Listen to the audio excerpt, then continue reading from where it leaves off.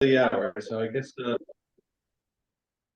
we will get going. So please forgive any technical bumps along the way. We are enjoying the hospitality of Paul Joseph here down at Metro Works, 31 South Main Street, and this is our first hybrid Coffee with a Purpose session. Let's see, I gotta turn it. Yeah, there we go. So we've got more laptops than you can shake a stick at in the room, and you're all virtual, and some are on the way. But welcome to Frank Foss, moderator for town meeting, who joined us last year to give us all the secrets to how town meeting worked and what to expect. Secrets? I don't know. Yeah, and he's chuckling now, but we're anxious to. Oh, there's my wife. All right, cool. Let's see. Should we do our normal introductions, Frank? You probably, yeah. We'll go around the room and do it. Elaine, you want to introduce yourself? Yeah, relatively new to Natick. Josh's mother, Rebecca's mother, Sam's mother. Been involved in town government, but much more active when I was in Westport and younger. Okay. Thanks, Elaine. Tom. Tom, are you there? Can you hear us? Yeah. I'm Natick, a resident for over 30 years, and town meeting member for about a year. That's it. Thanks. Your audio was cutting out a little bit, but Carrie. Hi, good morning, Frank. Second term town meeting member, concerned environmentalist, and just want to put a little plug here. I think almost everybody knows, but for Frank's benefit, Natick is holding its first ever repair cafe as part of Earth Day all around Natick last Saturday in April. And if you didn't know about it, you can have any broken lamps, or you can bring them to be fixed, or if you have any blades that need to be sharpened in case there's any unruly town meeting members that you might want to, deal with. All right, thanks. And I forgot to mention, people should point out as they're introducing themselves whether they are town meeting members or not. Although Frank's probably got all our faces memorized. Not all. No, not all. Just many. All right. Cindy, you want to come off mute and introduce yourself? Morning, I'm Cindy Bates. I live on Lincoln Street, right in the center. 3.5 years in Natick, and my involvement is I'm not a town meeting member. I'm a steward of the CWAP Trail, and I pick up litter at Coolidge Field sometimes. Thanks, Cindy. Rick? Yes, Rick Devereaux, town meeting member, precinct 8, second year doing this. Really appreciate your moderation, Frank, and your coming here to help us foresee our duties. It's a very good prompt, so many thanks. Thanks, Rick. Sarah? Hi, Sarah Hanna, a longtime town meeting member. Just not that it's directly related to town meeting, but just did my first stint as a poll worker, which I thought was really interesting. Enjoyed that. I have a longstanding interest in environmental issues, and so that's a lot of where I try to put my focus. Thanks, Sarah. Terry? Got to come off mute, Terry. Sorry about that. Terry Evans, town meeting member since 2002, member of the planning board, and what my task this week is writing up the planning board recommendations for the FinCom book. Involved in other volunteer and civic activities where my paths cross with many of you in Natick. Been in Natick since 1995. Thanks, Terry. Sally? Good morning. Really a pleasure to be here and to hear from what you have to share, Frank. I'm a new resident to Natick. I'm Pat Conaway's sister, so I'm supporting everything that he supports and everything that you all support. I get a lot of engagement and understanding about town and environment from all of you. So Good morning, and thanks for being with us, Frank. Thanks, Sally. And Brinley. Oh, possibly Brinley is on her way in. Tried to open it up. Let's move to Colin. Are you there, Colin? You want to come off mute and introduce yourself? I am here. Good morning, everyone. How's everybody doing? Colin Factor. I've been a resident since 2016, and my wife is a member of town meeting. And my big concern is, seeing the future of what town meeting is going to look like over the next 30 to 60 years, that my children are going to be in this town, or not be in this town for other people's children. I really interested to see how we're going to integrate technology in the future with town meeting and things like that. And also, I think Frank does an incredible job. I'm not really sure how he's able to do it and sustain this for so long, but I think if I had any question for him at some point, it would be, who are you mentoring for the future? Who should we be hoping is going to, succeed you as you maybe at some point decide, I think I want my nights back. All right, thanks, Colin. And then in the room here, we've got Bill. Hi, Bill Ramage. I arrived in Natick just before the winter of 2014, so I got to shovel a lot of snow. Met Pat Conaway shortly after I got here and have been working at Pegan Cove, working with invasives ever since. Town meeting member last year, but did not win re-election. So contested race, which is great, but not good for me. You got to build up your street cred over the next 3 years. Kathleen. Hi, I'm Kathleen Donovan. I am on the Library Board of Trustees, happy to have been reelected for that. I've been in Natick since 1990, and I am not a town meeting member, but I'm a town meeting watcher, because town meeting approves or alters the library budget and the Bacon Free Library budget, and I'm keenly aware that everything else going on in other departments and other initiatives of the town impact the library, and hopefully the library can participate and have impact on those initiatives. Yeah, I'm really glad you mentioned that, because we all town meeting members or not have a vested interest in what's going on at that function. Martin. Martin Kessel, and I've been a town meeting member since 2000, and also almost all that time chair the Open Space Advisory Committee, which always has some articles on town meetings that are of interest. Cool. Brinley. Good morning. Brinley Vickers just got reelected to town meeting.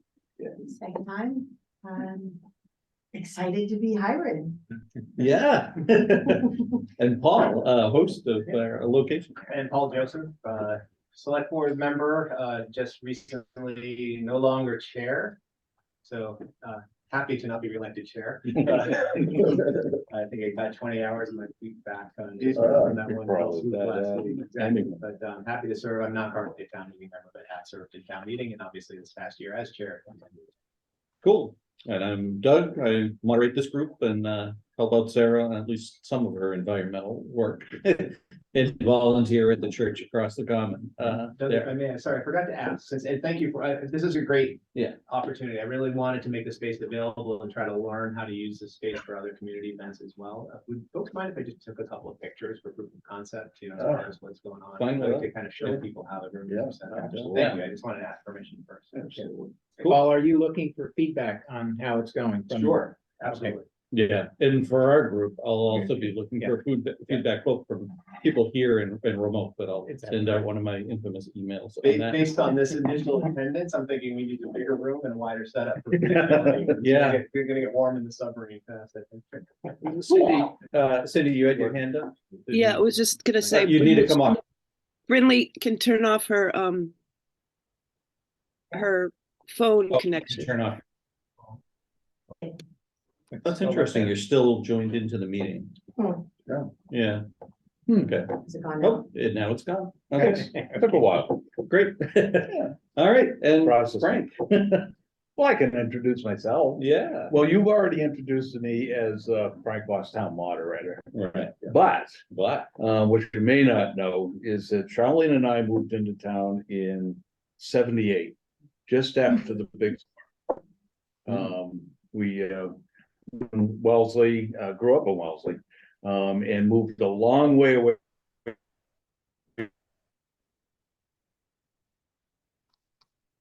5 minutes.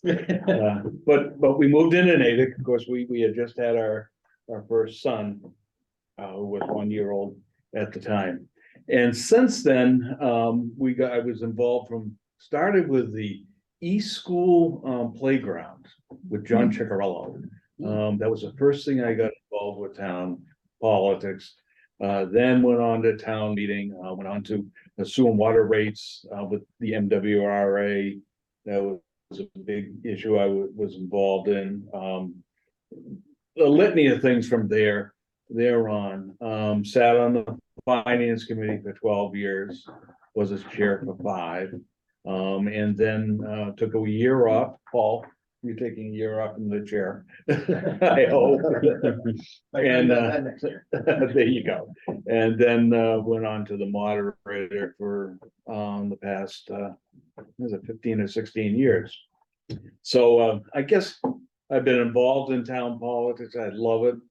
It's very enjoyable, and we all get something out of it, and that's my payback is we see the end result, and there's some benefit to all of us in that regard. But our meeting is town meeting. Really, the townsfolk's meeting is town meeting. It does start with the town election, technically, believe it or not. But then we go into our representative town meeting. You all know we have 180 members. There's 10 precincts, there's 18 members per precinct, and 6 are voted into office every year. So there's a 3-year term. Moderator is a 3-year term, as well as the town clerk. And the town clerk is, you were joking about me knowing the names and faces of people. It's the town clerk that knows everybody. Okay. Because when she sees me stumbling and kind of going, I know your name, but I can't remember it, she'll be over there going, Matthew. All right. She's my First secret people weapon. check Yeah. So she helps me out immensely in that regard, which is great.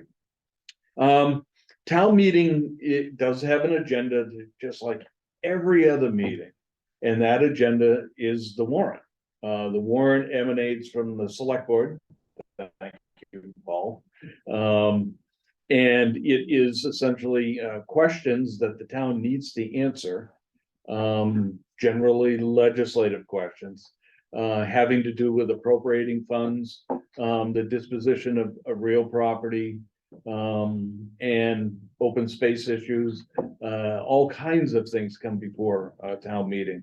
But the huge and most important thing that it does is that it appropriates money so that we can run the town. And that essentially is the primary reason for what we're going to start on April 25th at 7:30 at the high school. Yeah, I got that in. Is setting our budget for the coming fiscal year and making adjustments in this fiscal year if necessary, as well as doing a few things, as Terry knows well, with zoning. And we're going to be dealing with a few issues, citizen petitions at the end of the warrant, to go there. Does everybody have a copy of the warrant? Have you seen the warrant? Would you like to see it? Yeah, feel free to share your screen. Yeah. And show it. I know Let me see if I I've looked can at it. but get to that point. I didn't set myself up. I found it at the community center. Oh, you did? Yeah. Okay. And it's Well, posted there. you can actually find it online. Right. And you can find it on the town's, but let me get to that website first. And then, let me see, town. Well, I'll show you how to get there. How's that? Yeah, so why don't you That's- share your screen? Let me share the and then screen that way for- we can watch your You journey. can see that through. I don't do this at town meeting. Yeah. Everybody does these things for me. Is it up there? It will be just a second. There we go. Whoa, there you Yeah, go. very good. Okay. Now, the best way to find things, or my best tools that I use, especially during town meeting too, is the town's website as well as the finance committee's website. So keep that in mind, that you can gather all kinds of information from those tools. I usually just look for town meeting information. It didn't go. It wasn't, yeah, actually entering into the search box. There we go. There we go, yeah. Well, yeah. And I go to that page. The search box will find a whole bunch of pages. Mhm. And then it'll get into the different this cover page for town meeting information. And we populate information here as well as, you can see my web page as well as the clerk's web page. So you can access this. This now narrows your search and your ability to get information from these 3 or 4 different areas. I usually click on the spring annual town meeting and I get to the warrant. You see the link for the warrant. And well, this is what we're going to be dealing with starting on Tuesday evening, among other things. But this is the primary reason why we're there. Just to make certain everybody understands, there are 3 pieces of the warrant that you need to understand. I think you need to or town meetings documents. You need to understand the warrant. You then need to understand the menu or the motions under each article of the warrant. And then you need to understand the motions that kind of get played out on town meeting floor. And I want to just touch base briefly on all those 3 things. So the first part of the warrant is an index, as you can see, of all the different articles. This again is a notice. This is the legal notice, so that everybody in town can see what at least the topics are going to be played out on town meeting. Then you get actually into the text of the question that's going to go before town meeting, and to see the town will vote to, in this case, authorize the select board to be able to initiate easements and agreements, so long as there's no funding for real property in the town. And what happened in the past, the reason why this article has been common over the last 5 to 10 years, is that every time the select board wanted to put in a sewer bed, or if they wanted to put in an extension of something that they own and run it on private property, they needed to come to town meeting to do so. Because the select board doesn't have the ultimate authority to do that. They have the authority to negotiate it, they have the authority to do everything but initiate that last piece. So under the statute, we vote this every year. It's a pretty standard article. And it's put at the head of the meeting so that we can also get things rocking and rolling. But this authorizes the select board to vote any easements, so long as there's no funding, throughout the fiscal year. Now, those of you who have watched town meeting might be aware that we use what's called a consent agenda. And that essentially, consent agenda is a procedural motion that takes some of these motions under the articles and combines them all and votes them in one fell swoop. This is an article that's been on the consent agenda often, and I fully intend to place this on the agenda. The next article is a standard article also. which is the committee what we call the committee article. Committee article used to allow funding and setting up committees and whatnot, but we condensed this down so that this is the place. If someone other than a town meeting member or from the public wanted to talk about a subject that's on the warrant, they can talk about anything they want to, so long as the town meeting says they can. All right, it's akin to the public speak for the most part. So Because does this just authorize it to happen, or is this the place in the meeting where public? this is the placeholder. Okay. Remember, this is our agenda. Mhm. So you have to have an agenda item to then take a motion and take an action. And this is the only place where, say, the open space committee or the recycling committee or even the libraries, if they wanted to speak, unless it's under their budget. But the library wanted to give a report of their doings. Mhm. This is the place that generally they would do it. History has it that often this committee article was used to give the reports that you might see in the town report, if you've ever picked those up.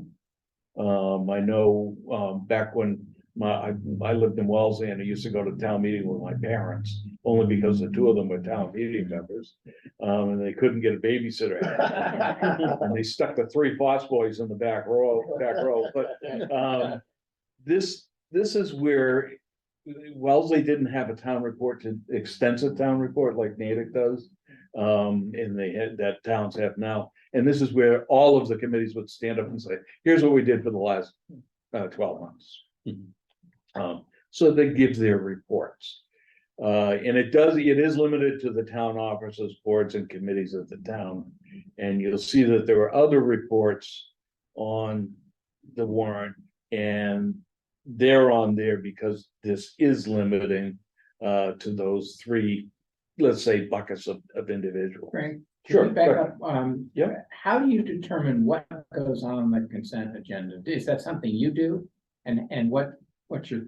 Yeah, I'm a lot like Wall Street. I take a dart and I throw it at. No, that's not true. That's not true. I rely on three resources. First, those things that I know are gonna be no action. It's obvious that they should be there. Those things that really don't normally have a lot of debate, but we do year after year after year, such as this authorization generally goes on the consent agenda. And those things that the finance committee thinks that, well, yeah, this should just be passed or it's being referred, and why should we have to debate this at nauseum, and or why should we even go through the process of voting, and we'll just file it right through. And those things that the town clerk and the town council advise me that there might be a legal problem with something, or there might be a little quirk about an article that we really shouldn't deal with it, we'll put it in there. Those are the reasons that. Would you say that the use of the consent agenda has been growing in the last, I think I'll invite Sarah to jump in, but I'm pretty sure what she's observed as a town meeting member, and particularly maybe it ramped up during COVID or the pandemic, that is one way to kind of move the meeting along and not back down. It does stuff. Yeah, it's a time saver. Why go through that, calling for the recommendation, doing the voting, taking that minute or two? If we do that 10 or 20 times, it's saving us an hour, half an hour to an hour each session or during the full town meeting. So it's a time saver. Cool. Procedurally. I see Cindy's got her hand up yeah. too. Yeah. Go ahead, Cindy. The last thing you mentioned was there might be a legal thing or a little quirk, and so that goes in. Is that because it's what? Can you explain that better? Sure. I'm not a meeting member.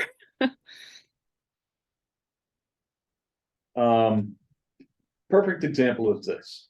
Some of these articles have what's called citations in them, citations of the law. And every now and then, and it's happened, we actually have, I think, one in this town meeting, where the citation is wrong. Or there's an administrative, critical problem that the town meeting can't do it. For an example, and Town Meeting Times gives this great example, town meeting can't fire the fire chief. Only the select board can do that. So if someone under the budget for the fire department, for some reason, tries to fire somebody under an article, the motion under that article is null. Well, an article that could actually be written incorrectly for that reason. And there is one article on here that I think town council is going to speak up on, and it's at the end, but when we get there, I'll let you know, and it'll be the example that we may put in the consent, we may not. Okay? I hope that answers, but Yeah, you're gonna mention the fact that we have the option of getting things off the consent agenda. yes. Oh, you want to hear how it's done? Yeah, Okay, and I can bring up an example if you want. Sure. I'll go through how we process it. So I told you how we pick them. Now we need to go to town meeting and have a procedural motion that says, here are the things that we're gonna vote in the motion that's been compiled by me. But there may be something that a number of people would want to talk to. And it happened just recently where there was a personnel board article, and I put that in the consent agenda because there were only two minor changes. But the members, 7 or more members, decided that should not be in the consent agenda and it should be taken out. So a whole bunch of people stood up and I said, okay, we will remove that article and we'll vote the consent agenda without that in it. And then it hits the table. Is that similar to the example you were gonna? That was my example. Oh, that was your. Yeah, I'm the one who stood up, yeah. Oh, you. I was basically, I supported. See, I was reading. It was, in my opinion, there was a substantial change in personnel, which is the reestablishment of the community services director, which is a position that had been eliminated a few years earlier. And that's the person that would supervise the Council on Aging, Veteran Services, the Rec and Park, and a few other parts of the town. So I thought that was an important position and thought it was worth mentioning. I very much supported it, but I just thought it was worth mentioning rather than just pass over it. So I asked that that be put on. And that's a prerogative of a town meeting member. You know, those of us that are looking at it from one lens may see it as, well, it's something that was there before and it's not a major change. Yeah. We're not reconstructing a department. But then others may see it as something that's very important, and that's fine. It's fine with me. Perfect. I'm at the mercy of town meeting. I just have to do it, you folks, the way you folks tell me how to do it. And then I get my whip out and, or my cat herder and herd the cats through the bottleneck. So that's Articles 1 and 2. Just a quick explanation. The next article is common question. We see it every year. Is that we have one elected official that's paid a salary, and that's the town clerk. Under the statute, we must vote to set her salary. Even though we vote the budget, that's the appropriation, we still have to set her salary, or that position's salary. This article actually will go away as soon as the clerk leaves her position. This will not be in the consent agenda because there is quite a change this year, and there were a lot of questions. At least I saw a lot of questions at the finance committee about it. This is the personnel. The next article, Article 4, is the personnel pay plan article, classification and pay plan, one that we were just talking about. These are the individuals who are not in a bargaining unit and do not fall under, generally fall under a contract.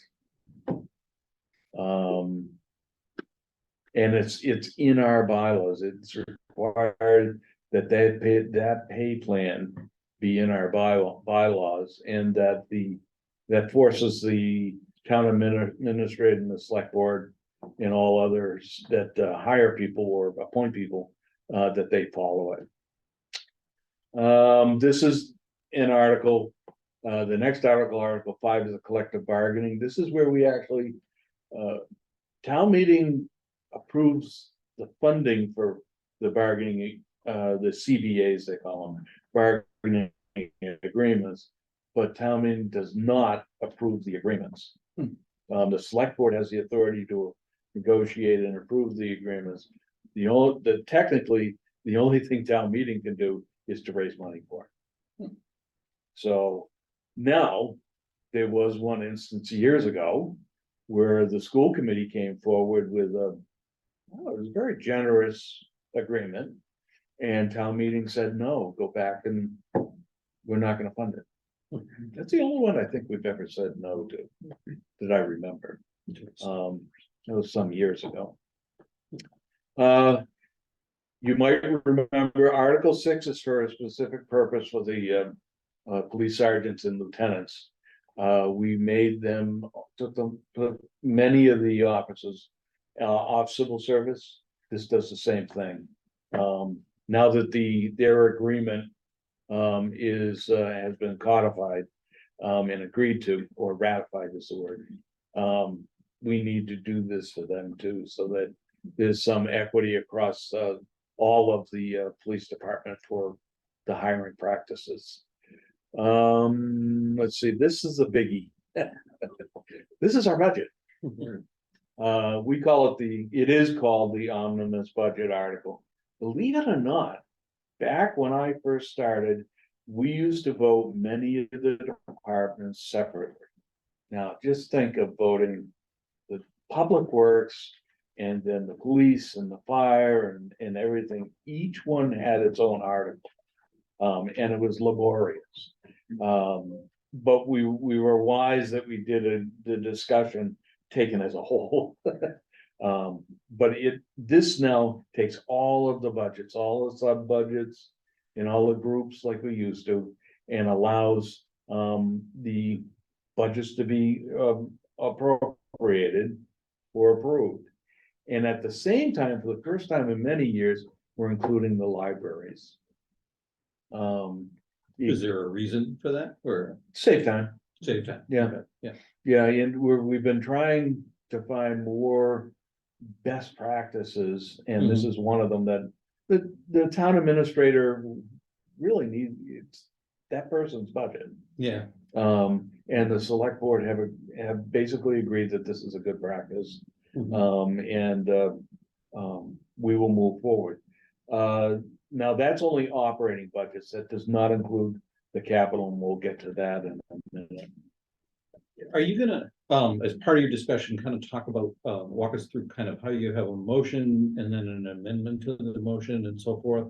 Because in this particular part, I'm imagining being there thinking, I'm fine with this department's budget, that one's, but no, I want 20% more for the libraries. Can I, add more funding to that? And how do I do it? That's an excellent suggestion.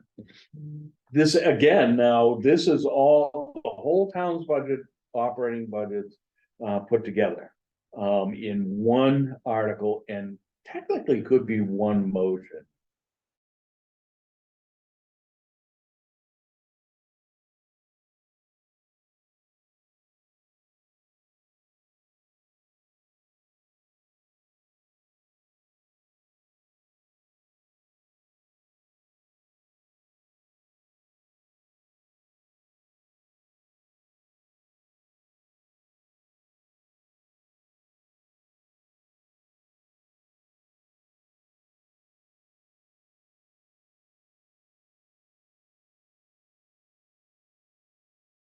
One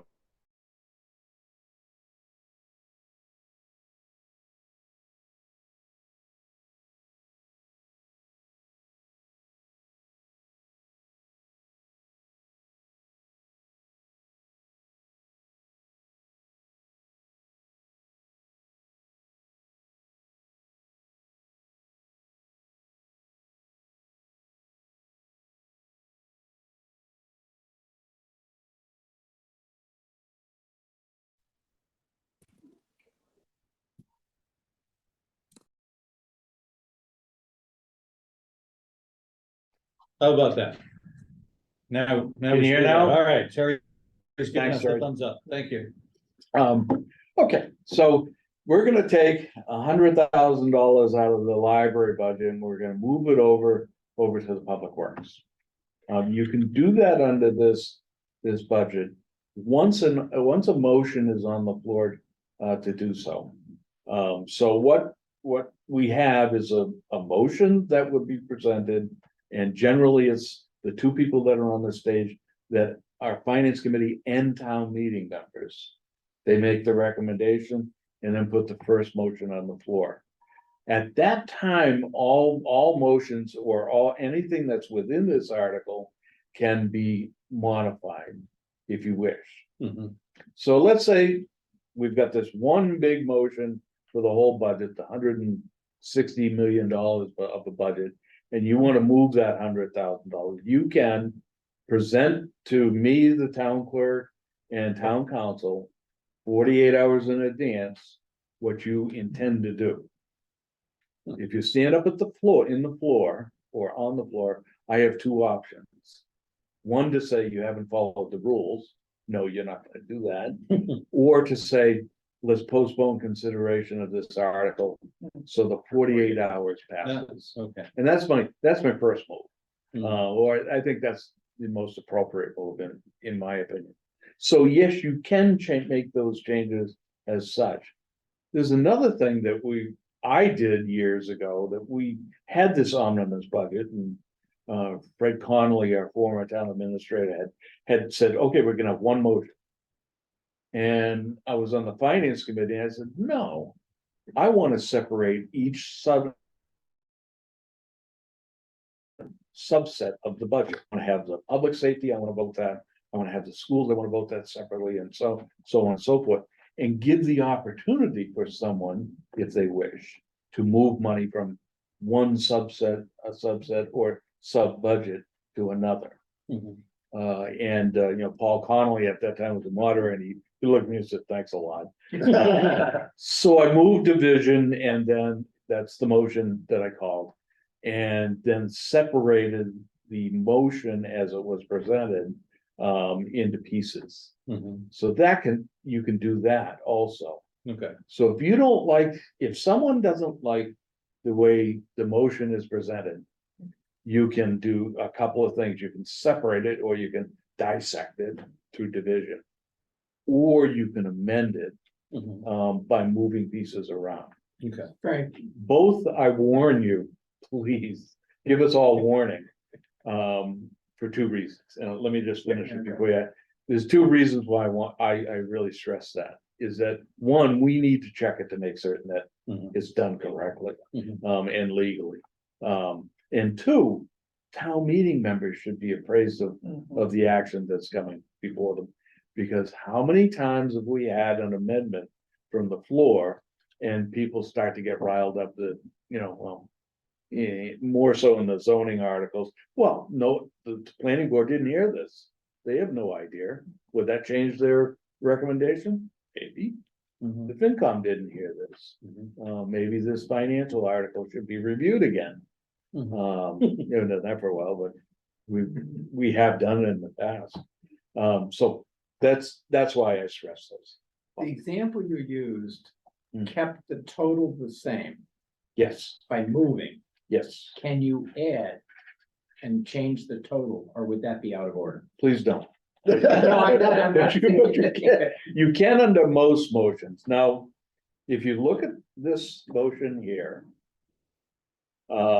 To determine what sum of money the town will appropriate and raise, transfer from available funds for the operation of government of the town of Natick. So it's not authorized. or it's Right, not- it would not be authorized to do more under this article, but if you go to other articles, it will say, from other available funding. And then sometimes it says including, and I forget the citation now, what general law the proposition 2.5 is, including, raising the tax levy.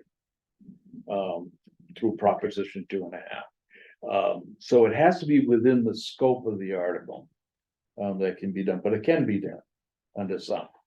And that's why I hate those. Sometimes, and I think it might be in the capital, if we get to it, I'll point it out. Sometimes the town administration writes the article so that it can be from any fund, even if it's not listed here. And I personally don't like those too much. Because, yeah, you could invariably trigger a vote for a Prop 2.5. Yeah, but not so under this one because it's not written that way. Okay. Any other questions? Do we have any hands up? I haven't been checking. Oh, I love this one. So now we passed the budget. And 1 year, I'll go back into history on this one. 1 year, our attorneys sent us bills like 8 months late for the previous fiscal year. The town can't pay those when they receive them late, when it's outside of the window of the fiscal year. So we have a net mechanism to actually pay those, and that's unpaid bills. So that if it's from, as it says here, unpaid bills of previous years. And so if it comes in from the previous fiscal year, we vote this, it takes a 4/5 vote. Not a 4/5 vote, yeah. Vote to vote that. And we actually have one this year. Believe it or not. And you know what? I forget what it is. I heard the finance committee deal with it, and I just shook my head. But yeah, we usually put this article in the consent agenda. I have a feeling we can't, because if we did put it in the consent agenda, it would make all the quantum of votes 4/5. Because it has to be the highest quantum of vote. Yeah.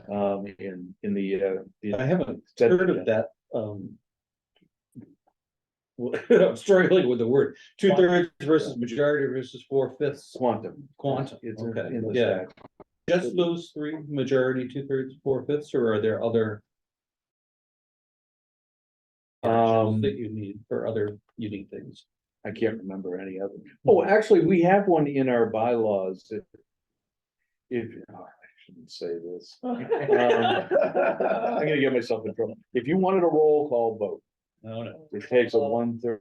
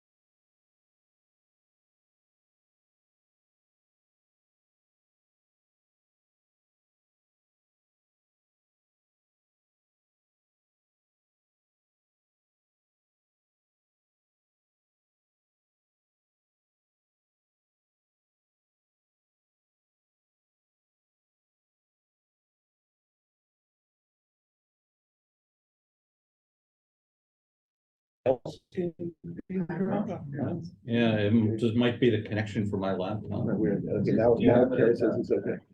Can't hear USB-C connector. Oh, gosh. I've got two USB ports. I don't know which one is which. I could try. I can see if I can hardwire them. Okay.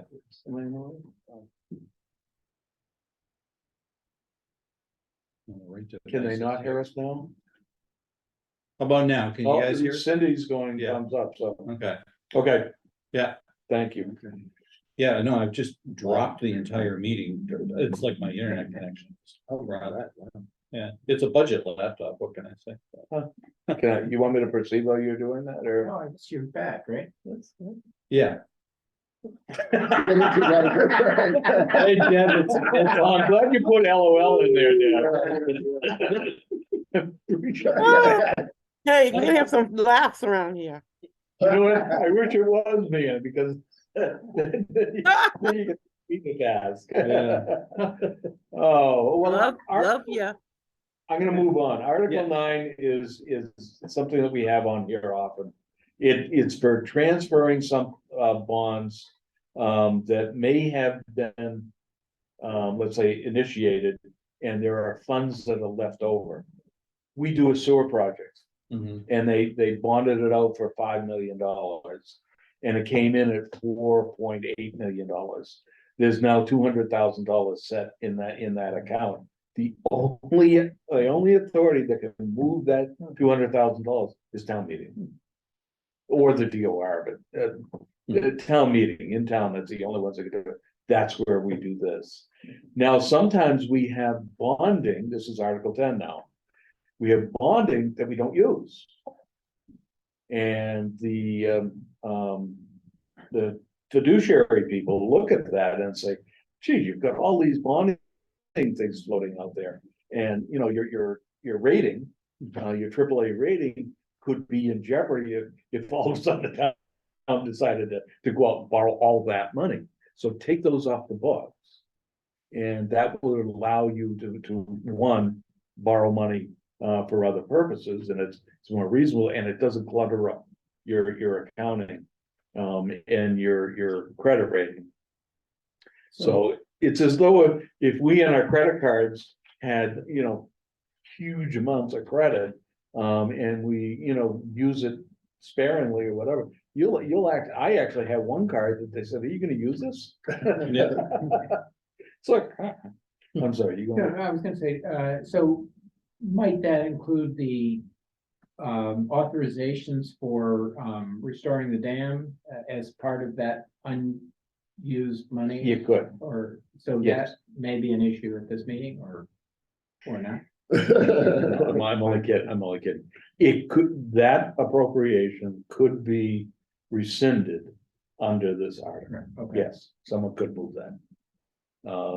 I don't think that's the intention of anybody right now to remove those. I think all sides are saying Okay. we have appropriation there.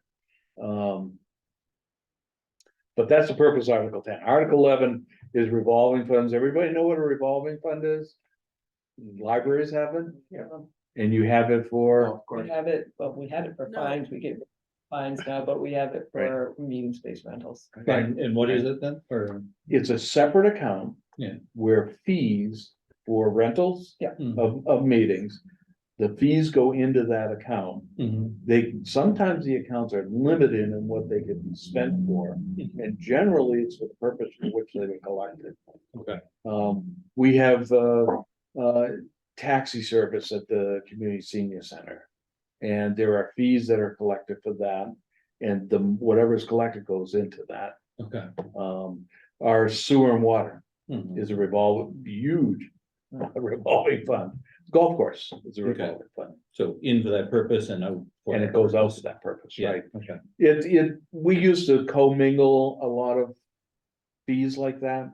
And we initiated some years ago, a whole bunch of revolving funds.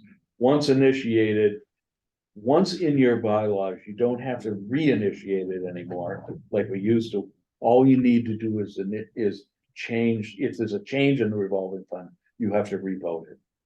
So you'll see that the motions are much shorter than they used to be. They were trying to find all kinds of ways to make things, to expedite things. Everybody know what a stabilization fund is?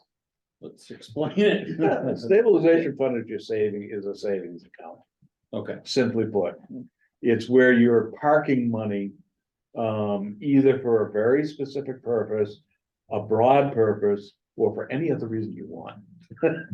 And we have a number of stabilization funds. Article 12 deals with two of them, I believe. Two of them. One is, you'll see the words in the second line, operational stabilization fund.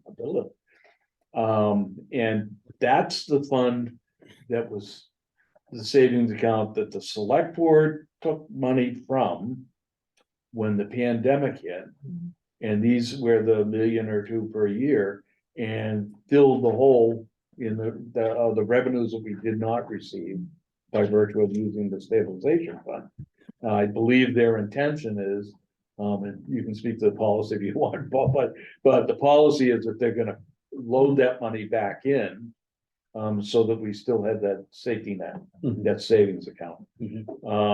The OPEB, which is the other post-employment benefit liabilities, is another stabilization or special fund that we have that covers for our retirees and our costs for retirement. And it's the liability is huge as far as that particular retirement trust fund. So we're loading some monies into that so that it's available, because under GASB rules, I think there's a certain time where we have to be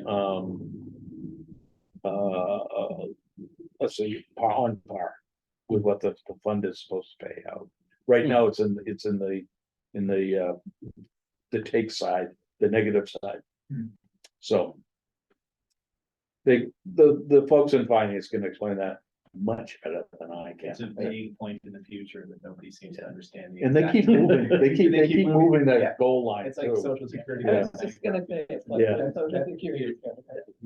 It is a major problem with retirement. The only town I know that is safe as well, but. And we've been very about Right. This is an interesting one. Keep Tech is looking to have a stabilization fund. And that, I don't think it ever had. I think it only went to us whenever they were gonna do roof improvements, or whenever they were gonna do a new building, or extension on the building, or classroom renovations. And we increased our portion that we give them each year. Well, this now is, because we're part of the organization, we're 7 towns, 6 or 7 towns. Oh, that many? Yeah, in this area, I could be wrong, but the number of towns, each town has to vote this. Who are part of that regional group. And this is what I believe this is for, so that they can have that stabilization, that mechanism. Happen to know whether other votes have already happened, or? I don't, Yeah. no. I think that when they presented the FinCom, I think there were 1 or 2 towns that had already approved it, but I That don't, had, I yeah. don't remember which Yeah. towns. Yeah. Framingham, Holliston, Hopkinton. I think Framingham had approved it already. Yeah, it makes sense that they would have. Would the idea of this fund be that then that gives them kind of the autonomy to say this is kind of our capital improvements fund, and Yes, we can spend from it as we see the need. We don't have to that's keep correct. coming back each time. That's correct. Yeah, absolutely correct. Yeah. Article 14 is a great candidate for the consent agenda. These are funds that when you pay your cable bill, at the bottom of the bill, it says franchise fee, or it says other franchise fees. These are those funds. So what happens is a cable company collects 5% and more on your cable bill, gives it to the town for the use of public educational and governmental access programming. The funds are very restricted. They are limited in use. And this mechanism moves those funds from the town's budgets or accounts to Pegasus. They can't do it otherwise. They were doing it otherwise, but they shouldn't have.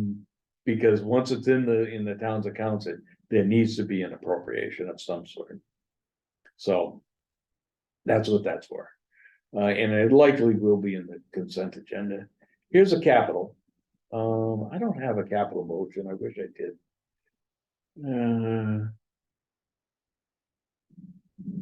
Here you go. You look at this, Bob. Look at the second line. And it says, or otherwise provide. So if you remember how when I read the omnibus budget, it said appropriate, transfer of it, and use available funds. but it didn't say other or otherwise provide. Yeah. That's a catch-all, it's a catch-all which allows us to use whatever money that is there in the table in our accounts. Mhm. And quite frankly, if we voted, it wouldn't happen, but if we voted over Prop 2.5, it would have to have something like that in it. This doesn't happen in the capital, so I don't mind, those otherwise provide where it's there. But if we had that in the omnibus budget article, we would have a Thank you, Brenda. 5 towns, thank you. Five Brenda, times, Yeah, okay, all right, for Keith Town. That's right. So capital includes all kinds of things. Borrowing for sewer, water, roadway projects, large one-time projects, as well as improvements of those infrastructures.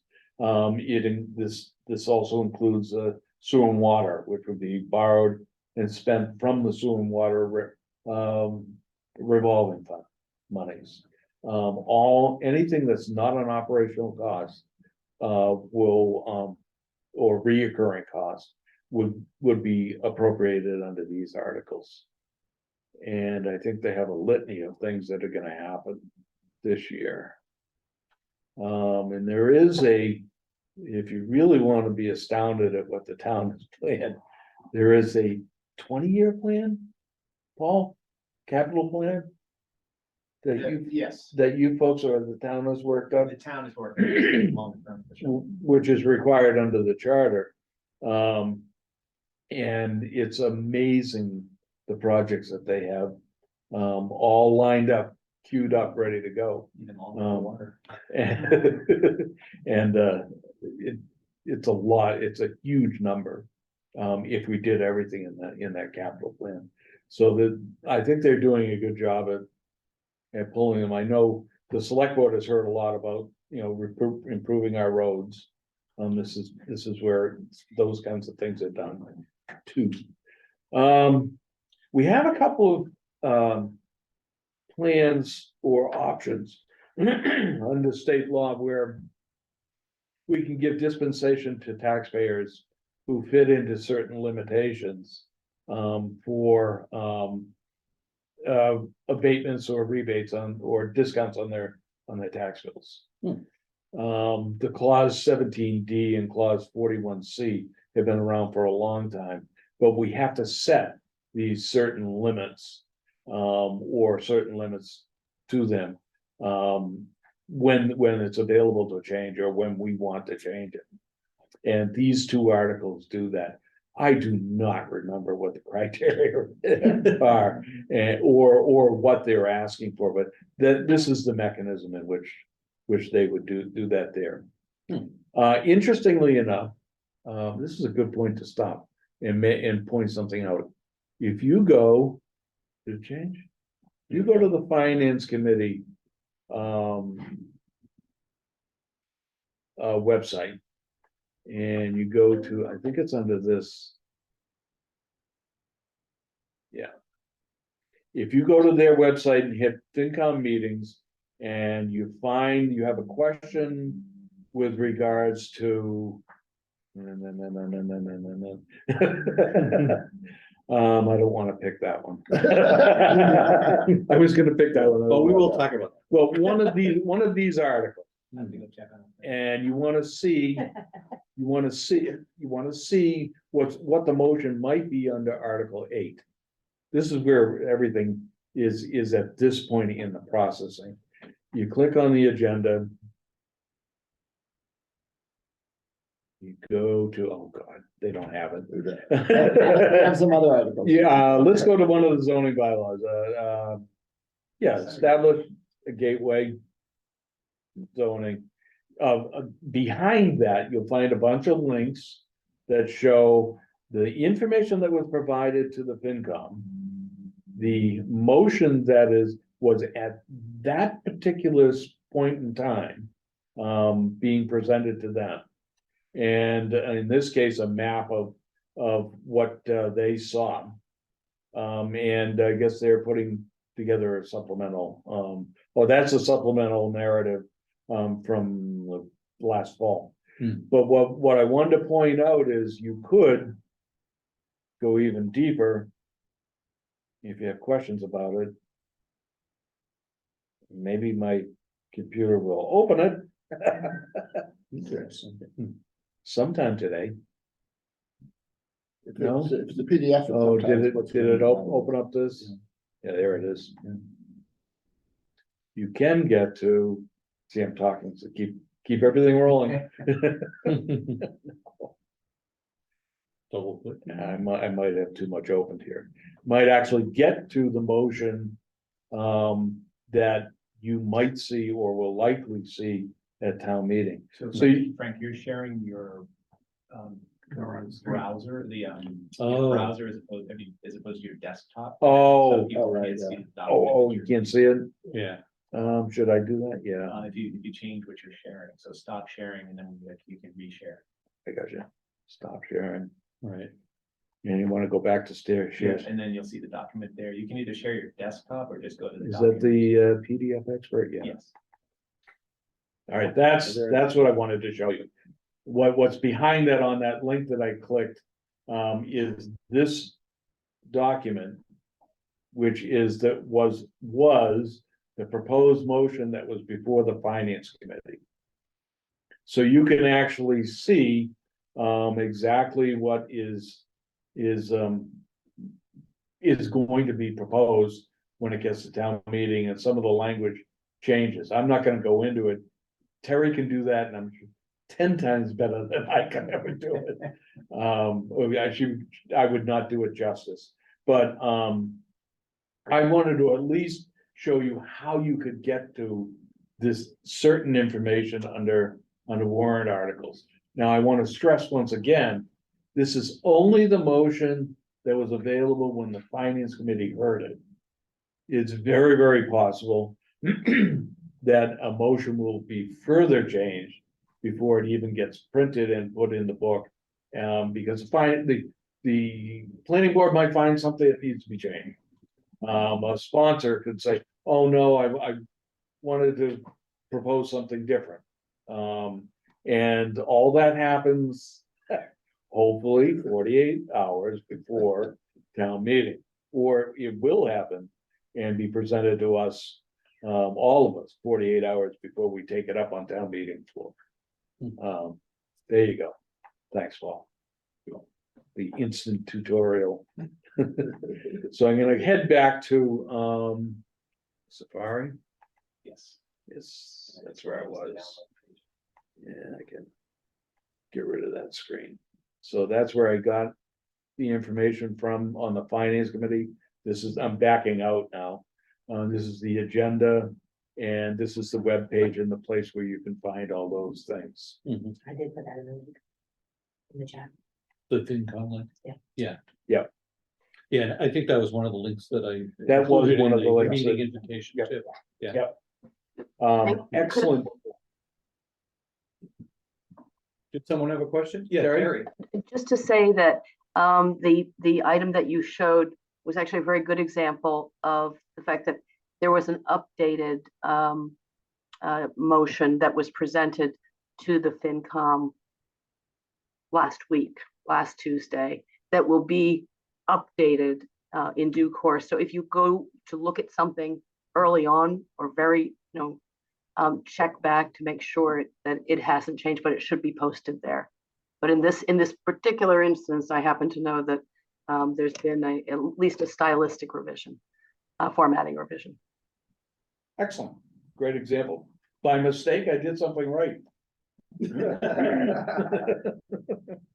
Okay, but that's a process even I go through as I'm reviewing the issues and the trying to get the background on some of these articles and what I expect to hear when I get to town meeting. And if there's a difference from what my expectation is, I usually raise that with the proponent, and Terry knows I've reached out to her a number of times because I just don't understand what's going on. let's see, we went through the exemptions. We do have a home rule petition in Article 19, which is actually about getting drunk. No, it's about drinking alcoholic beverages drunk on premises of clubs. And we have what, 4 or 5 clubs? Four? Yes. Two veterans and two. The veterans clubs and They call them fraternal organizations, right? Like the Elks. Yes, the Elks. Okay.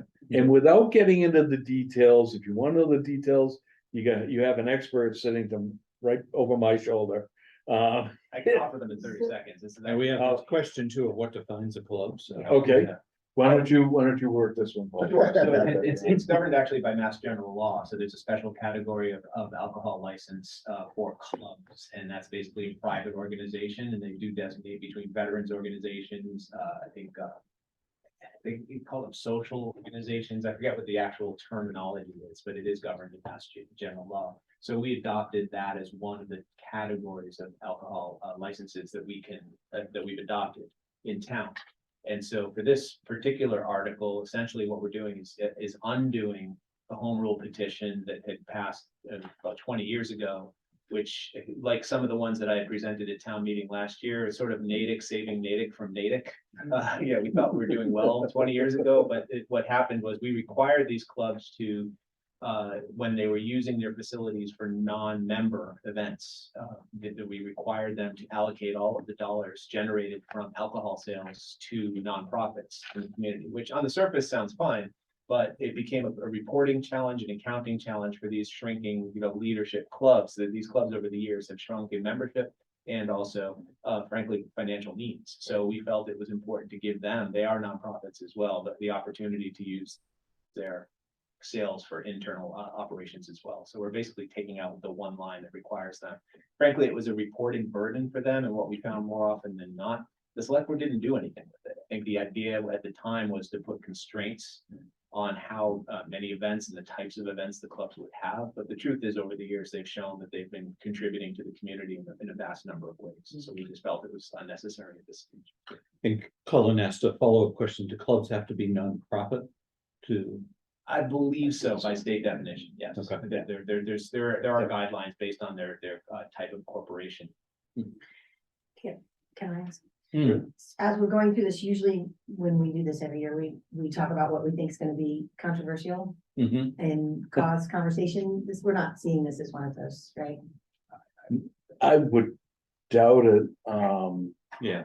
Based on I how don't quickly think we so. went through the select board, I Okay. think so. Right. No, I think Great. this is- Yeah. And also, just as a reminder, the session next week, we're not having a session because it's the marathon, but the session after is just kind of for our own internal discussion again of the warrant. And so kind of our opinions about should we do this or should we not do this? That'd be more the focus of that discussion. Yeah, you can usually tell which ones are controversial based on the finance committee hearings. Although sometimes people are not well organized and will bring something up at town meeting and haven't gone to the finance committee, which is not really the best way to do it. But there's no indication at this point. Yeah, this one passed unanimously at FinCom because the select board representative did a perfect job relaying the information. Which one? Somebody we know, Paul? And I sit here as a politician using the word perfect with great reservation. Okay, so the CPA passed. Yeah. Article 20 is an article which permits the town to set up the CPA committee or CP committee. And I think this group understands what the committee's composition is better than anybody else. No. We've heard it for over the last year or so, what that committee's gonna do, so I don't wanna get into that, but that's the mechanism and where and how we're gonna put it up. I did have Put a it question together. about that. Is Sure. there a reason it's that simple and that there isn't more definition in that particular article? Yes. Oh, okay. Yes, because that's, The motion has much more. the motion is very detailed, and that's another perfect, I'm not gonna Yeah. go through all that. That's a perfect example where you would wanna go to the finance committee's website, Right. find article 20. is what it was, in their agendas, Yeah. and you'll see the motion that they saw. Yeah. And they did pass it, handily, I think. 13 now. Was it 13-0? Yeah, and I can, in terms of the motion, it's interesting because most of what's in that bylaw, which is basically, I think it's 2 pages, not that long. Yeah. It's basically taken from state law, so there was no real rewriting it at that point. But there are a few things that that were kind of clarified or restricted a bit. For example, I think that no elected officials can serve on the committee. That may be one thing that was added, but mostly it's from the state law. Yep. As it should be. Yeah. And then you can tailor it within scope, so long as it's within the scope of the article. Let's see. Oh, the Charter and Bylaw Review Committee was initiated. They want to report to you folks, give you an update of what they've done. And they also want to ask if they can hire their own special counsel rather than using town council. And I think, don't quote me, but I think they're gonna ask for an appropriation of $50,000 for that purpose. And It was 50. yeah, I'm pretty sure it was 15, but I always want to couch. I was there part of that discussion. I don't want to get into the reasons why, but I think they'll explain that at town meeting. And maybe even in the information that was presented to the finance committee, you'll find their reasoning, or at least in text, as to why they're suggesting this. Can I also bring up, just since we're on that one, they are having a meeting tonight? If people wanted to. They are. Ask, They are. no, the governance. No, different group. No, yeah, that's, I'm glad. Oh, you you're mentioned right, that. you're right, sorry. I'm glad. you Sorry, my mentioned bust, you're right. That's the government Government study committee. Yeah, you're right, Which reports to the select board. yeah. Right. This committee is one that I appointed consistent with the charter. Yeah. Yeah. And now that committee, well, for all intents and purposes, is looking at the form of our Yeah. government. This committee is looking at what exists and what needs to be amended from what exists in text and in practice in the charter and bylaws. So that they sound like they're gonna look at the same subject matter, but they're gonna look at it from a different lens. Is basically what it is. Not to put you on the spot. But if they can look at the charter, including form of governance, will that look different? Like, is there a fence there? Because I remember asking you years ago about the use of this committee for that purpose. It didn't seem like this was a traditional application of the CDRC. There's a limitation of what they can do. The statute does not allow them, for an example, to change from a select board form of government to a town council, or city council. Right, they get changed. town They council. could recommend town meeting. They can make recommendations all they want. Oh, sure. They can make all the recommendations, but they're focusing. They have brought upon themselves to focus just on the existing passages of the charter and the bylaws. And to see if that does fit, doesn't fit, or in the future, if we continued in the same form we have right now, what needs to be changed so that we continue to progress down the road. I always thought that the government study committee was really a bridge committee. It was going to do the subject research so that when the town decided to change the form of its government, you can more easily go to what's called a charter commission. Because under the statute, we have to have a charter commission to make overall changes of our charter.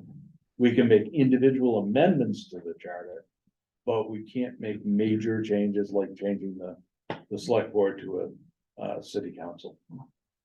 Or even a town council. And Frank, the charter and bylaw group, they potentially present some sort of proposed change to charter bylaw every year. They're an ongoing group. No, they're appointed every 5 years or 5 years after their dissolution. they're required to meet. There must be a charter and bylaw review committee. Okay. They're charged to actually report back this year and next spring. And they're gonna dissolve next spring as well, by virtue of the motion that you folks passed. And Cindy also has a question. That was actually part of my question was, are both, how long is the duration of each of these committees? I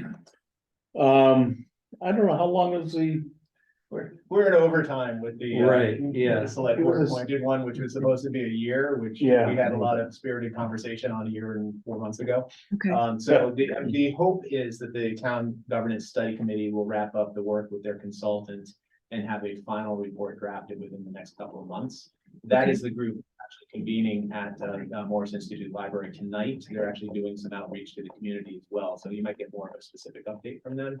But they give the select board quarterly updates, so hopefully we'll get another quarterly update in April, just to give us a sense of when that sort of finish line is. Yeah.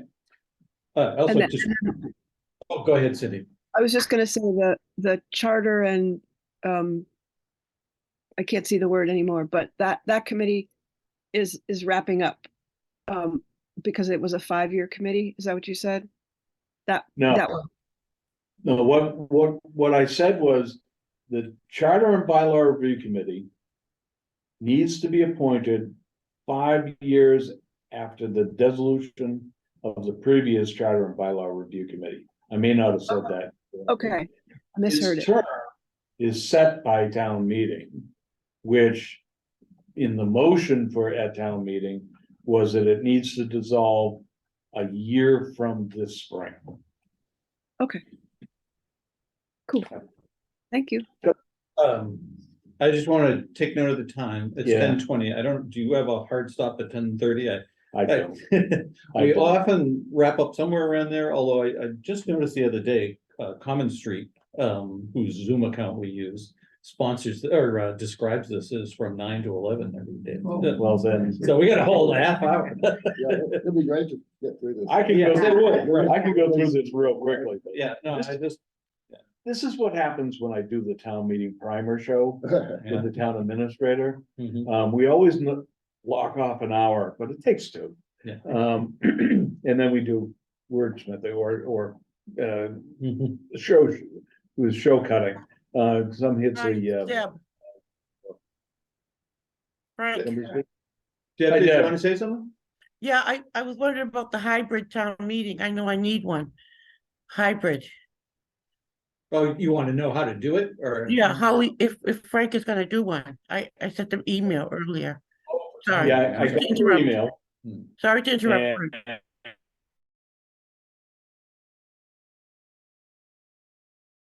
Okay, I can't hear.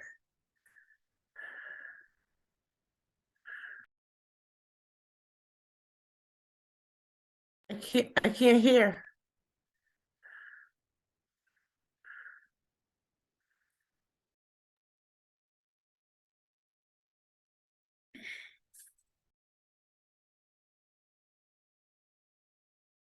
Technically, but one, he doesn't have the staff.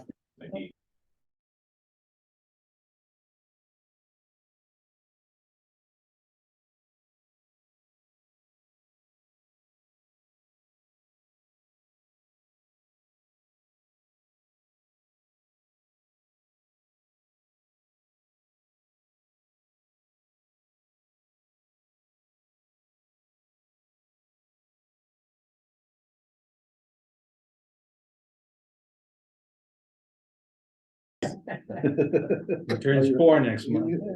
That's great. Are you listed as MetroWorks? Because you're muted. Yeah, there you go. Frank, we couldn't You know what hear, now? Yeah. Yeah, but now can you hear us? we couldn't hear anything after Deb asked her question. Correct. But can you hear us now at least? Yes. Okay, Okay. Start again. we are not going to use a virtual or, a hybrid or virtual venue at town meeting. We're meeting in person. First, as I said, the vendor could not accommodate us in 4 weeks and 2 days. to change the venue that we were gonna run the town meeting on. Second, I didn't make the request to the select board, and we lost the timeline on that. Or we didn't lose the timeline, but we have a legal problem that actually Ms. North is looking into.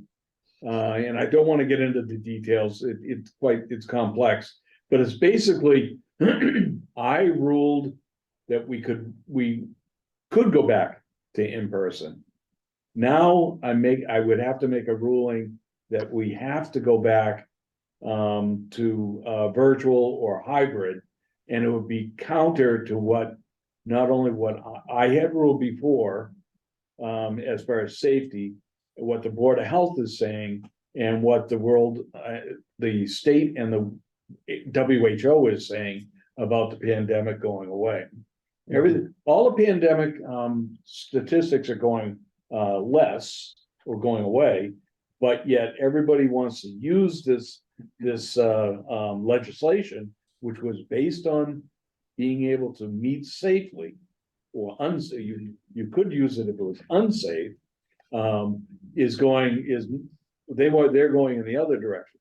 So what the legislators did is they just said, well, we're just going to add 2 words, hybrid, and it's going to be all set. But what they didn't consider is the criteria that we need to consider to even go to a hybrid or a virtual town meeting. And there's some legal problems with it. Frank, I have a question. Do you have a second? The other issue, let me just get this out, is that we're finding that the cost to use the vendor that we have would be about 3 times the cost to do a town meeting virtually versus hybrid. Wow. Okay, Colin, you wanted to ask?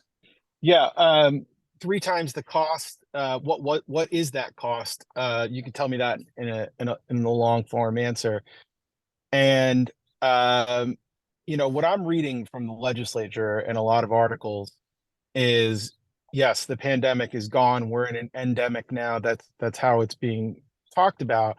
But what we have learned is that it increases participation and gives people the ability to participate. Maybe it's too late for this session, but I would hope that in the future, if this is something that's there, this is a big opportunity for accessibility in our town. It's not accessible for everybody to get to the location where town meeting is. And I think also, like from a socioeconomic standpoint, if you look at many of the people who can participate in town meeting, it's not a lot of people all the time who have 2 working parents or a single parent or just a single person. And I just kind of feel that long term, if town meeting stays under the current form, unless, charter commission comes and changes up how many people are in town meeting or something like that. But to expect 180 people in a town like this to constantly come, and I'm affected by this. My wife is in town meeting. I watch my children on those nights. And I know people I've asked, why don't you run? They're like, I can't. I have to be with my kids. I have no choice. So I really think that this is not about the air we breathe. This is not about health. This is actually about equity. If I'm understanding part of Frank's answer, I think what we need to do is go to Beacon Hill and get them to change the legislation that removes the health restrictions so that towns have full autonomy to decide, do we want hybrid? They need to do what they did in the town of Plymouth, is to pass their home rule petition, which was exactly the same as the home rule petition we put before the legislature, so that we can use a hybrid town meeting and not take into account the safety criteria that's in the law right now, among other things. That's exactly why it was suggested and why I was adamant, no disrespect to the select board member that's here, that the select board not drag their feet and make some sidebar comments as to the correctness or not of the legislation that you folks passed, that town meeting passed. But regardless of the definition, You're hitting. I'm very asking a sore question, spot with but me, you're because not. I'm no, with you. I'm not, but you're not answering my question. Cullen, let me finish. I'm letting you, but I want to make sure we're staying on the right path. My question is, it's not a legal thing. If you wanted town meeting to occur in a hybrid form, you could make that decision, correct? No, I cannot. Okay, that's what I wanted to understand. No. Okay, got it. All right. Just a quick clarification. But you could And do then it in what the was the future. cost? You could do it in the future. And what was the cost, the 3X cost? Sorry, finish. Paul asked the question about what's the issue with the select board, and I'll tell you very frankly. The town meeting passed a home rule petition. Putting that home rule petition in the hands of our legislator, and the legislature is a process thing. The select board has absolutely nothing to say about what town meeting does. Right. Because they're the legislative side of the house and the select board is the executive side of the house. Two of the select board members at that time wanted to write a cover letter that critiqued what town meeting did. I went before the select board and I said, don't you do that. Because what you're going to do is you're gonna put a red flag up and the legislature is gonna say, oh, there's something wrong, Natick can't make up their mind. The select board is in disagreement with town meeting, we're not gonna touch this. Right. So. All right, if- so, go ahead. I just wanted to respectfully suggest that we Yeah. kind of move on to this issue. It's clearly, it's a sensitive thought. Very. People have legitimately strong opinions about what we've done, what we should do, but we still have a few more articles to go through, and the overview from Frank, I think, of, you know, what the subject content of town meeting is gonna be is super useful. I'd be happy to. Perhaps we want to come back and revisit. And this. I'd be happy to. Yeah. Offline, revisit it with you, Colin, Yeah. or if you want to do it in this group, but yeah, I'd be happy to get through That would this. be a and- great future, and do Yeah. that. future conversation. Yeah. No, I just thought that was part of today's conversation. I just. Okay, That's fine, yeah. But just to clarify, the select board wasn't against it. It was a bureaucratic injection that slowed things down. I don't think there's anybody on the board that's opposed hybrid. Okay. Knowledge. I'm biting my tongue. Okay. Okay. We have to move on. I'm not aware. We Okay. probably should. Let's take it offline. Yeah, we'll take it offline. Moving Moving on. Moderators have a different lens that they look Yeah, at things. no, Article 21 that we just talked about.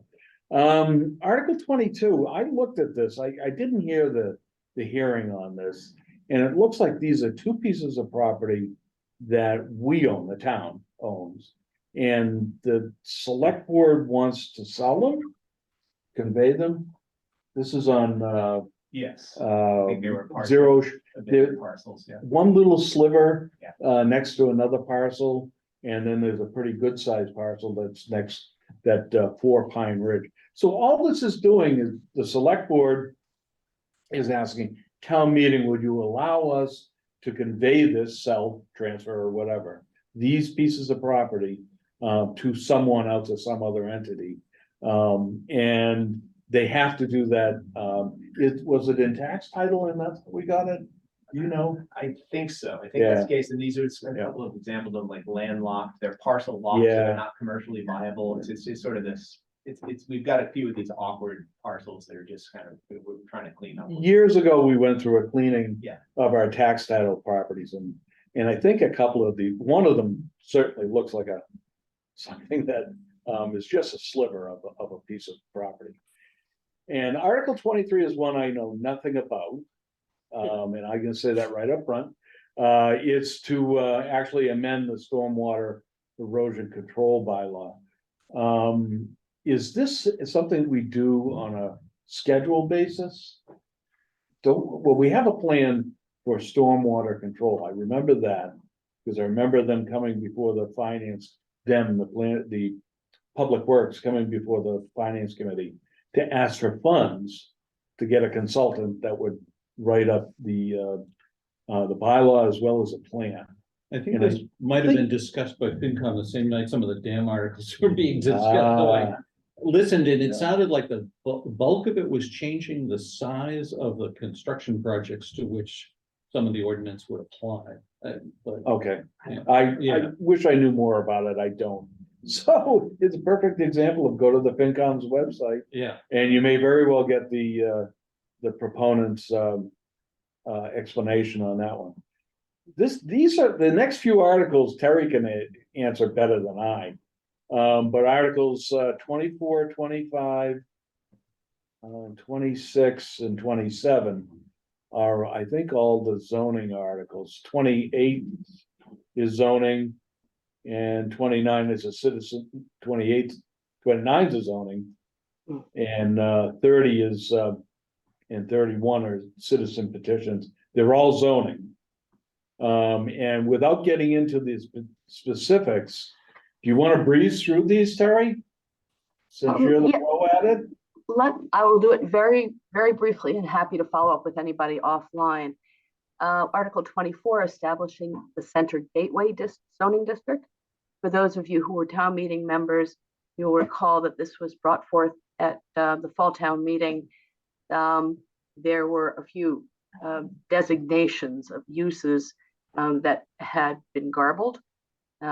We have brought it back. The Gateway zoning district is designed to create a bridge between the residential elements of Natick along East Central, particularly around East Central and Union Streets, and to create a bridge in a transition to the downtown mixed use. Article 25 is cleaning up it's an arcane that only planning board members could love. It is amending the zoning bylaw to address the letters we use to represent different categories of use, whether it's allowed, whether it's prohibited, or whether it is allowed but requires a special permit. We're moving to a simpler way of doing it that involves yes and no and SP for special permit. Open space cluster development is a cleaner and clearer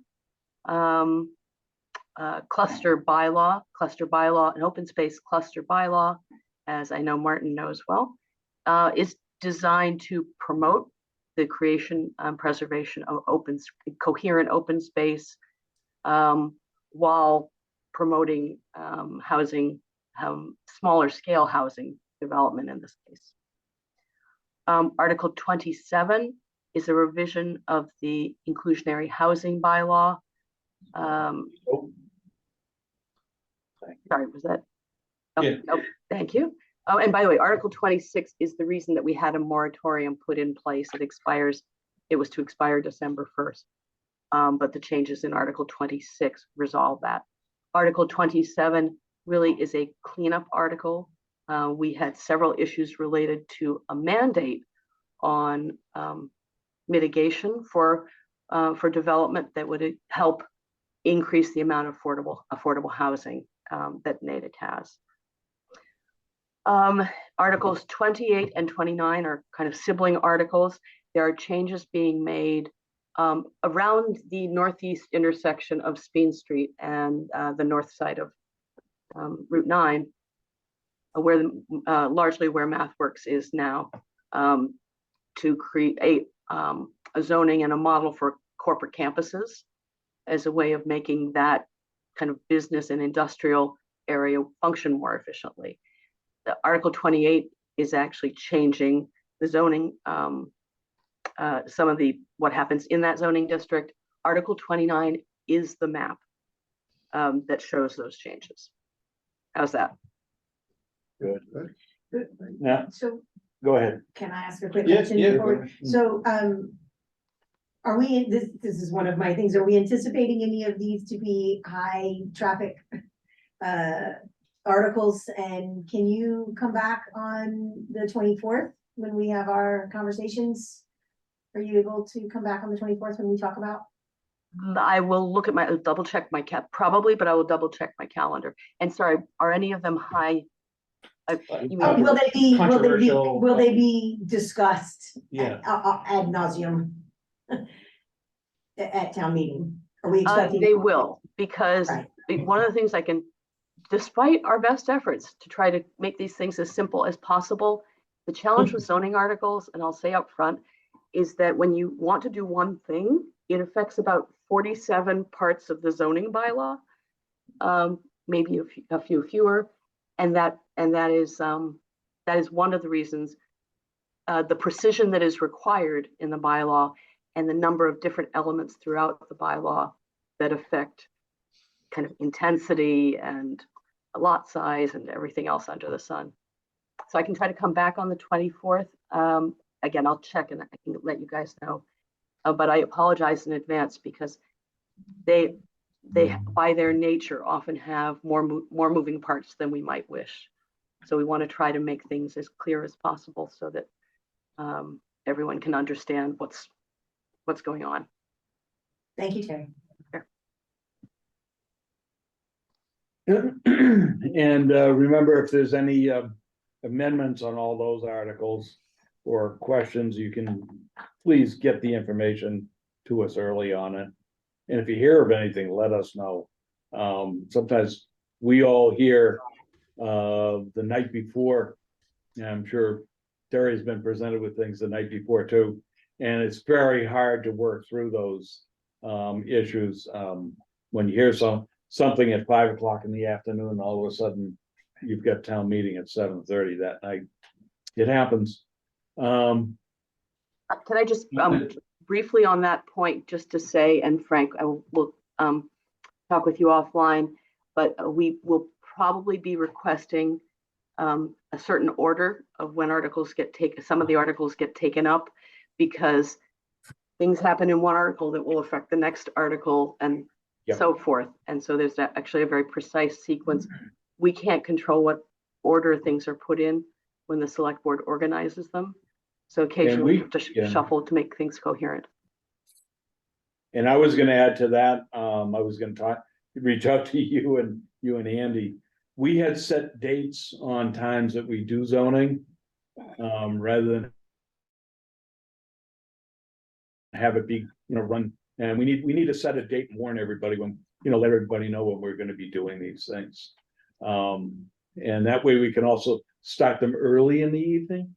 rather than have them run from one evening to another. There are two other articles. Oh, and sorry, Frank. I have a question from Native Black Lives Matter to Terry. Terry, there was a woman by the name of Valentine, I believe, Linda Valentine. In that situation, was that ever resolved to the satisfactory of the town? She has a current project that is before the planning board. Okay, so that's good. Yeah. Let's move on. That was it. Thank you. Yeah. Sorry, just a quick note that Glenn Glader is the new chair. Oh, okay. Who's the new chair? Glenn Glader. We rotate we have a standard rotation we go through. Sure, sounds good.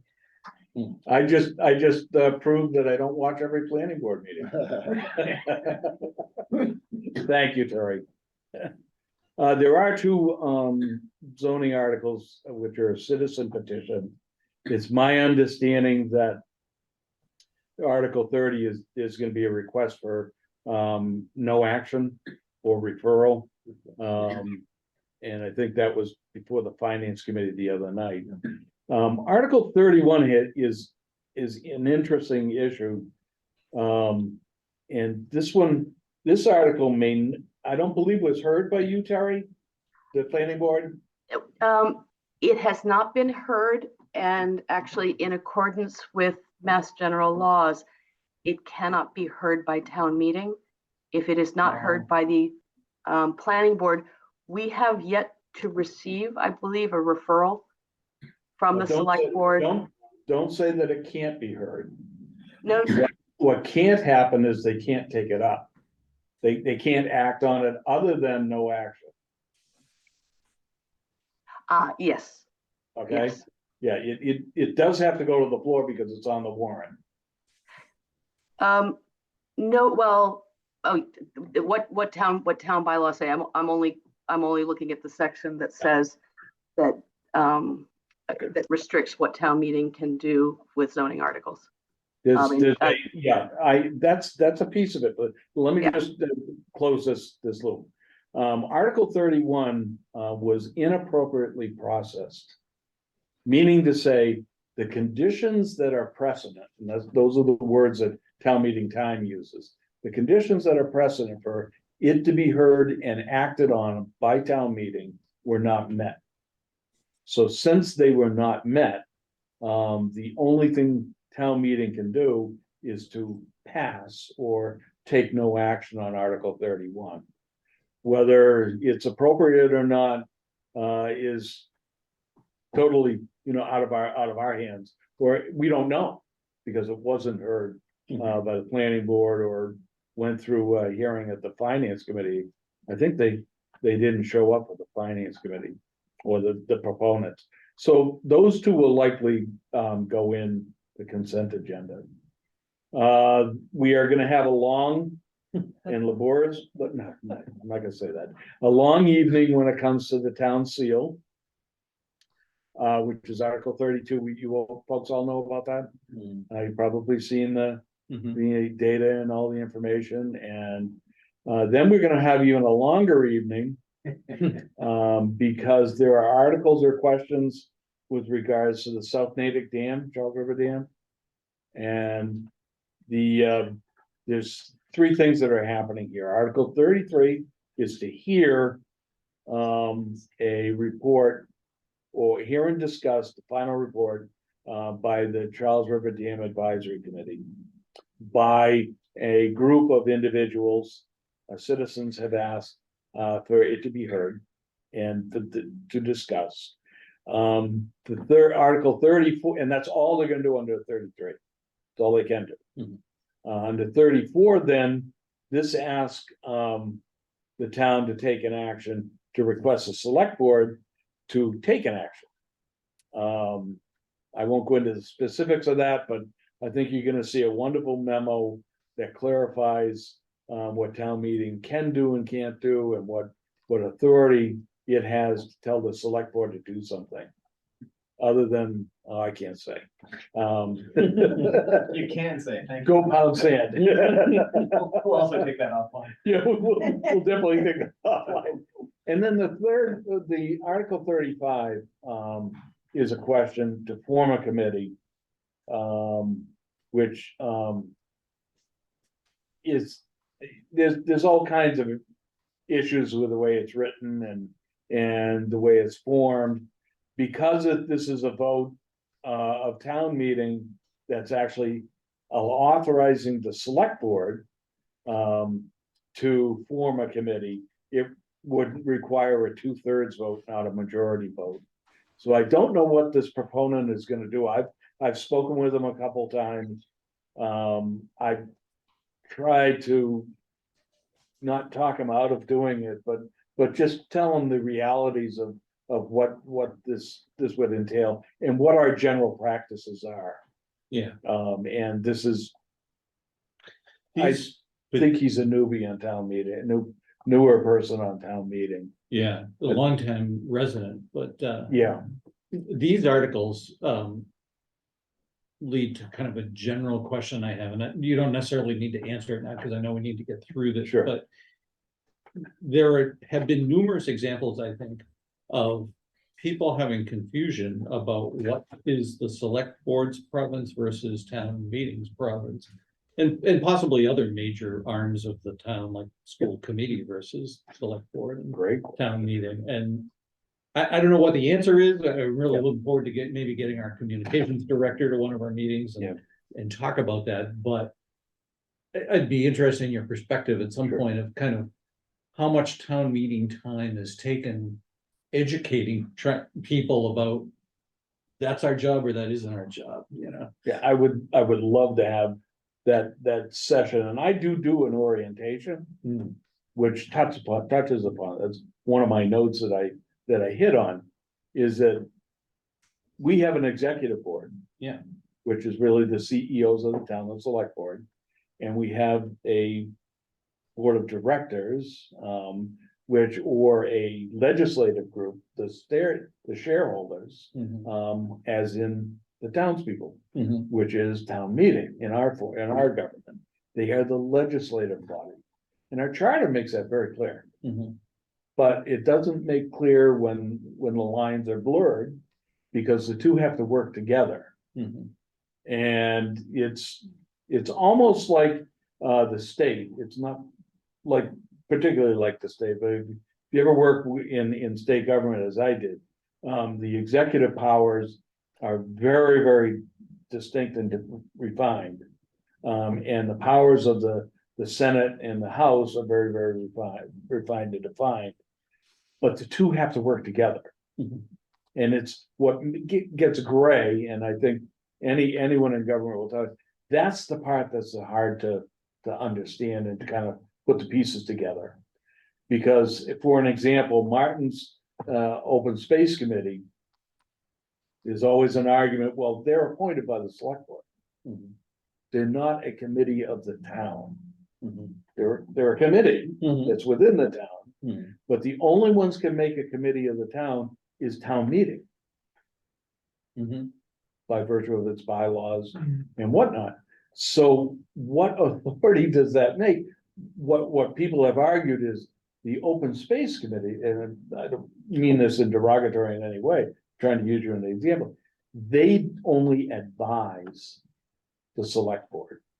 They are truly an advisory committee. But the Charter and Bylaw Review Committee is a committee of town meeting, and they kind of report back and initiate town meetings actions, or can. So there's that authority guideline. The select board can't get into what is statutorily required of town meeting to do, but it certainly influence it by not putting an article or putting an article on the warrant. So there's this gray area, the blending of authorities. It's weird. That's our government. That's our warrant. I hate to predict, and all I can tell you is we've scheduled 6 nights. And then 2 emergency nights afterwards. I am gonna tell the last 4 or 5 people we're gonna do your articles on XYZ day. And try and schedule it this year. Not to say that I don't want people to show up, but I want the expectation of individuals to know that that's when the day that issue is going to be heard. That leads to one other general question I have, but I know Burnley's got a question too. Go ahead. And that's just in general, the role of town meeting members versus citizens.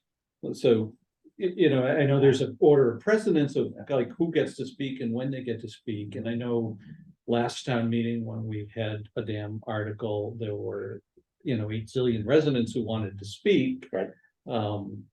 But, we need to be mindful of time, but just, what is the general demarcation there? Our charter, our bylaws, and town meeting times makes one thing very clear. The residents of the town have every right to speak at town meeting. The things that they can't do is they can't put a motion on the floor. And they can't in any way take an action, like present something, unless without the leave of the moderator. They can't put a motion on the floor, but they can have a citizen petition. They can, well, Right. that's the Result in a warrant presentation. article. That's a presentation of what there's in Massachusetts, one of the, not all states have this. You can put number of residents, in our case 10, can put an issue before its legislative body by petitioning the executive board, the select board, to put that question on the warrant. And then they become what's called the sponsors of that article. Now, if it's a special town meeting, it takes 100 signatures, but set that aside. Any 10 people can petition our legislative body to hear an article, just like we can petition our legislative body to get rid of the tolls on the Mass Pike. Like it did years ago, or change the tax rate, or what is, think of one of the other most recent petitions that are out there.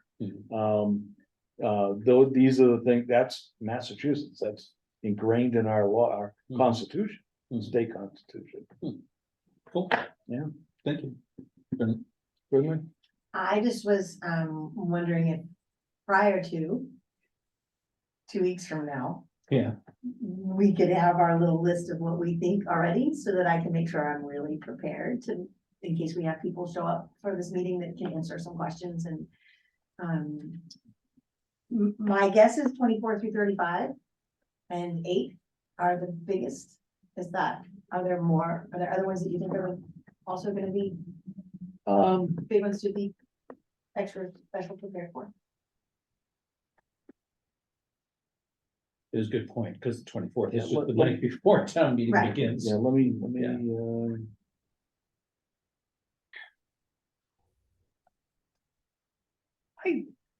I always get this wrong.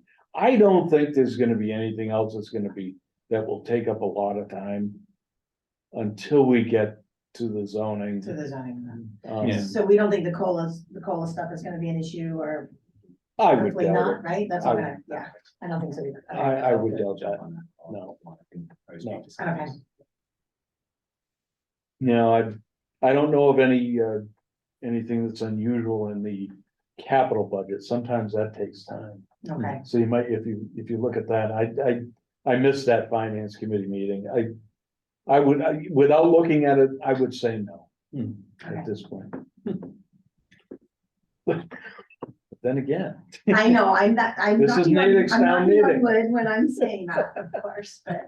There is something interesting in the capital budget from our committee's point of view, open space again, which is $85,000 to do an initial conceptual design for the Charles River Park. The 3 parks that are in the area of the dam. As the dam committee recommended in its report, no matter how the town goes on the dam, either repair or remove, there's gonna be a desire to have a beautiful park there. So now the select board has voted to remove the dam, there will be the need to design that park. And I don't see that as controversial, but on the other hand, anything that has the word dam possibly in its title becomes controversial, so it'll be interesting to see how that goes. Sure. Yeah, I brought up at the FinCom meeting, the question that we still don't know exactly where the water is gonna end up. The water's gonna go down a bit in level, there'll be more land, so in terms of the final park design, that will be incremental, but in terms of the conceptual design, that's something that's being proposed to happen sooner. So it's gonna be maybe interesting, maybe nobody will pick up on it, we'll see. Well, I think with that one too, it's kind of like when we did the concept for the MBTA station. You have to get to some point where then we become fundable for other state money and other grants Yeah. as well. So I don't think the initial funding will be heavily controversial. I'm hoping. Yep. Good. Okay, so I'm gonna stop sharing. Yeah. Back to faces. All right.